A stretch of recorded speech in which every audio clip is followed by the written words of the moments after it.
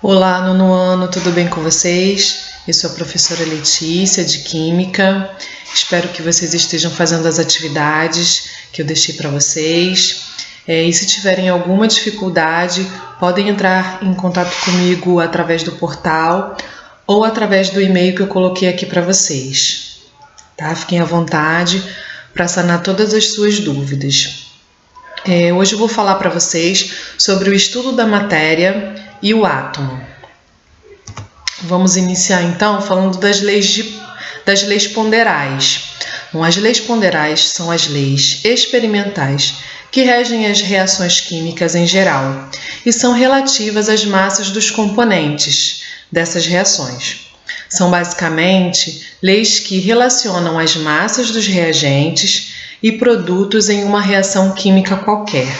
Então, as leis ponderais falam da relação, das massas do produto, das reações, através de uma mistura que a gente faz, como que a gente vai depois ter esse produto final, o que se espera desse produto final, que tenhamos ao final dessas reações, tá?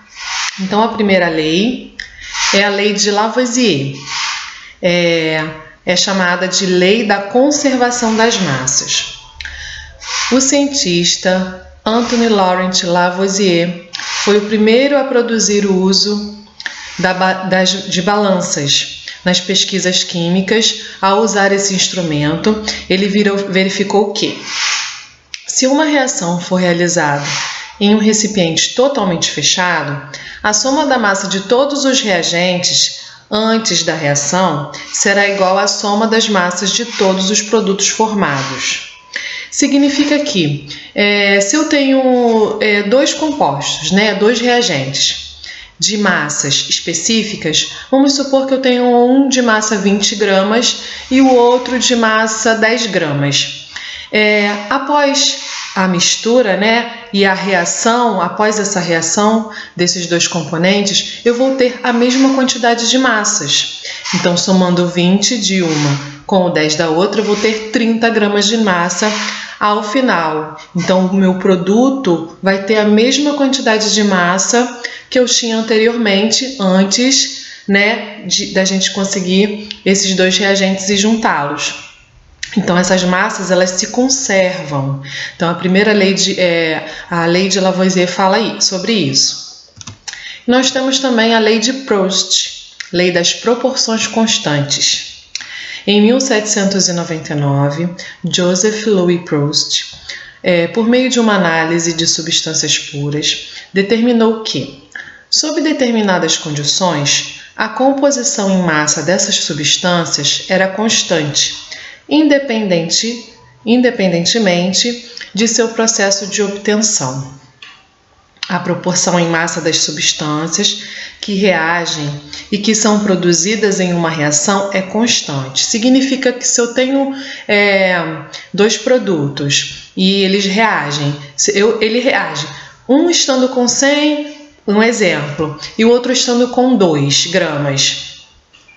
Se esse de 100 reage com 2 gramas, eu tenho que ter uma proporcionalidade para essa reação. Se eu quiser diminuir a massa de um, eu também tenho que diminuir a massa do outro para obter a mesma reação. Então, essa é a lei das proporções constantes. Ela precisa ser constante. Se eu diminuo, por exemplo, para 50, o outro eu tenho que diminuir para 1. Sempre a mesma proporção. E ao contrário, se eu quisesse aumentar para 200 gramas uma substância, a outra eu teria que colocar 4 gramas. Então, essa é a lei da proporção, lei de Proust.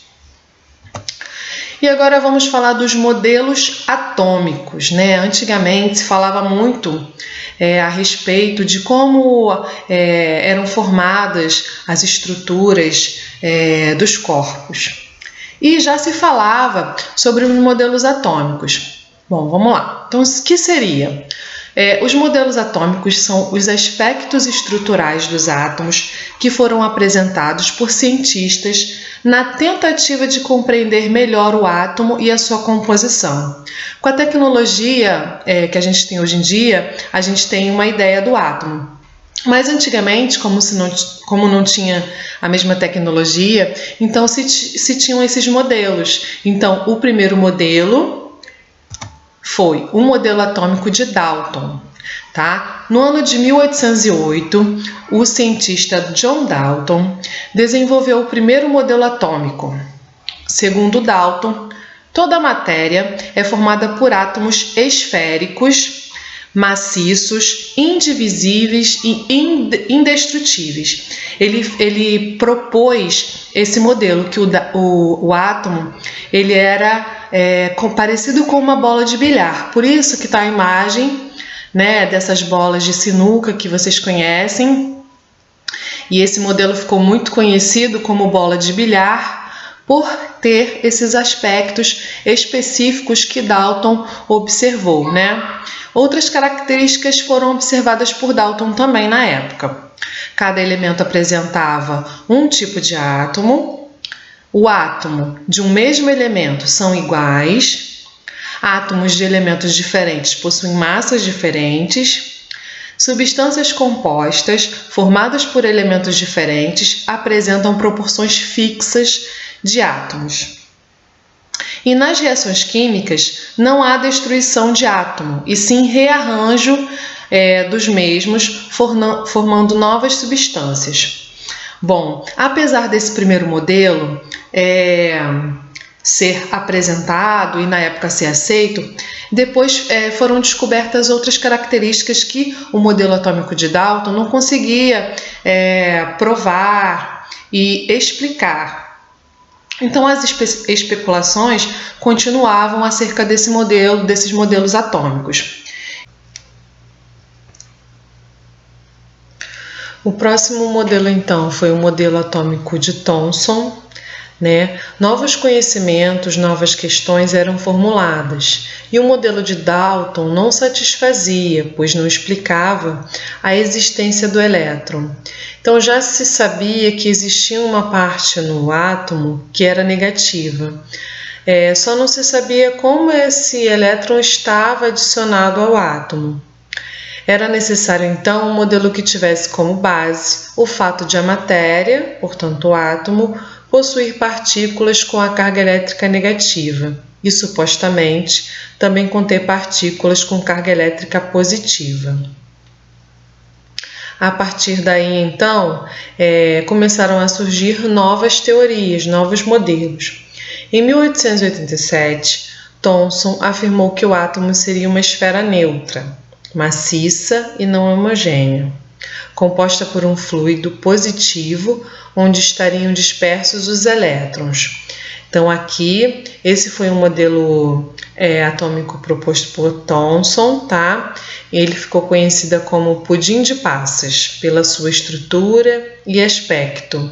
Então, no modelo de Thomson, o átomo continua sendo representado por uma minúscula esfera maciça, porém, revela o átomo como uma estrutura complexa e divisível. Bom, a estrutura principal proposta por Dalton, que era uma esfera, né, maciça, nesse caso de Thomson, ela torna-se positiva e mergulhado nessa esfera positiva, nós temos os elétrons com carga negativa. Então surge então uma teoria de onde esses elétrons estariam incluídos e inseridos no átomo. Posteriormente surge o modelo atômico de Rutherford. Em 1911, o neozelandês Ernest Rutherford realizou uma importante experiência. Ele pegou um pedaço de metal polônio, que emite partícula alfa, e colocou em uma caixa de chumbo com um pequeno orifício. As partículas alfa atravessavam outras placas de chumbo através do orifício do seu centro. Depois atravessavam uma lâmina muito fina de ouro. Então esse aqui foi o experimento de Rutherford. Aqui está a caixa de chumbo, né? Então aqui dentro da caixa está a partícula de polônio e aqui está a lâmina de ouro. A partir do momento que as partículas alfa estão emitidas, ó, a partícula alfa está emitida aqui, ela entra em contato com a lâmina de ouro, alguns feixes vão ser repelidos, né? Não vão atravessar a lâmina de ouro, e outros vão atravessar a lâmina de ouro, chegando até essa outra extremidade aqui. Com isso, Rutherford observou e pôde concluir que a teoria de Thomson, o modelo dele, estava incorreto.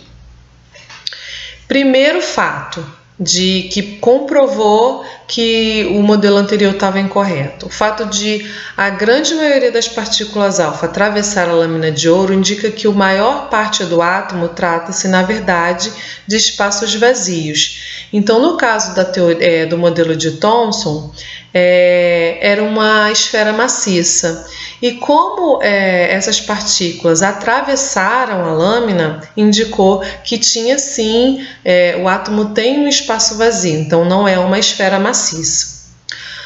Segundo fato, o fato de poucas partículas que atravessaram a lâmina de ouro terem sofrido um desvio na sua trajetória indica que elas se aproximavam de alguma região do átomo que estivesse a mesma carga que elas, isto é, carga positiva, sendo assim repelidas. Então, o fato de alguns feixes, né, da partícula alfa ser repelida significava que algumas partículas eram positivas, porque positivo com positivo vai se repelir. Se fossem negativo e positivo, iriam se atrair. Então, ele conseguiu comprovar que haviam ali cargas positivas que se repeliam. Terceiro fato. As poucas partículas que foram rebatidas pela lâmina de ouro indicavam que o átomo possui uma região maciça, que impedia a passagem, como carga igual, isto é, positiva. As partículas refletidas bateriam de frente com essa região. Então, no modelo de de Rutherford, que é esse daqui, havia uma região maciça, que é essa daqui, com carga positiva, e a eletrosfera, que é onde os elétrons ficam circulando, girando ao redor do núcleo. Então, no modelo atômico de Rutherford, o átomo possui uma região central, né, chamada de núcleo, essa daqui, onde fica praticamente toda a massa do átomo e que apresenta a carga positiva. E uma região denominada de eletrosfera, essa daqui, onde os elétrons ficam girando ao redor do núcleo. Então, esse foi o modelo de Rutherford. Posteriormente, surgiu um outro modelo, o modelo atômico de Bohr. Na verdade, Bohr aperfeiçoou o modelo atômico de Rutherford, né? O físico dinamarquês Niels Henry David Bohr deu continuidade ao trabalho desenvolvido com Rutherford. Ele preencheu as lacunas que existiam na teoria atômica proposta por Rutherford. Então, na verdade, ele melhorou a teoria, só preencheu algumas lacunas, ele não modificou, só acrescentou. Por esse motivo, alguns livros, algumas fontes vão ter como o nome desse modelo, modelo atômico de Rutherford-Bohr, tá? Alguns vão falar modelo atômico de Bohr, outros Rutherford-Bohr. Então, mediante ao trabalho de Bohr, ele obteve 4 princípios. O primeiro, a quantização da energia atômica, cada um apresenta uma quantidade específica de energia. 2. Os elétrons têm cada uma órbita, os quais são chamadas de estados estacionários. Então, aqui a órbita dos elétrons é essa daqui. Ao emitir energia, o elétron salta para uma órbita mais distante do núcleo. 3. Quando consome energia, o nível da energia do elétron aumenta. Por outro lado, ela diminui quando o elétron produz energia. E o último princípio, os níveis de energia ou camadas eletrônicas têm um número determinado e são designados pelas letras K, L, M, N, O, P, Q.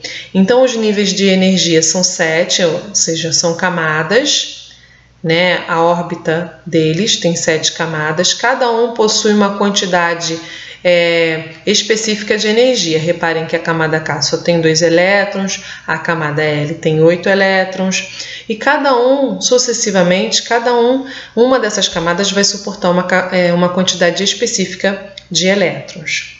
Tá? Então, essa foi a contribuição de Bohr para a teoria anteriormente de Rutherford. Então, era isso que eu queria explicar para vocês. Espero que vocês tenham entendido. Até o próximo vídeo. Um grande abraço para vocês.